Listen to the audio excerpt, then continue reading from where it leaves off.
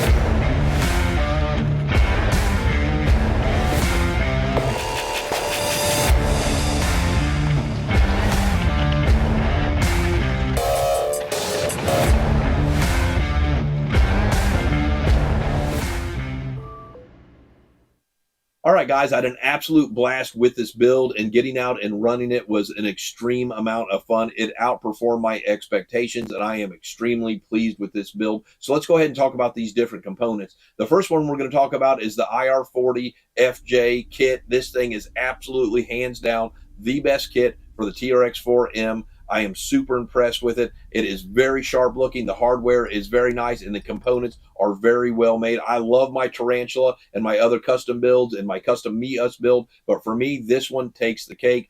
highly recommended. Now, I did go ahead and install the headlights and the brake lights on this just to show you guys that they do work. They weren't in the running video. I'm going to leave them in. I got all the wiring mounted around, so it still looks very clean, and I highly recommend the IR40 kit. Next, the MB100 ESC. It's a 20 amp ESC with 6-volt BEC in it. Is hands down the best brushed ESC on the market right now. They did a killer job with this. It gives you plenty of top end speed even with those low end gears, and it modulates very slow. Now, I did go ahead and install the 70mm swamp claws on this with the 1.3 rims.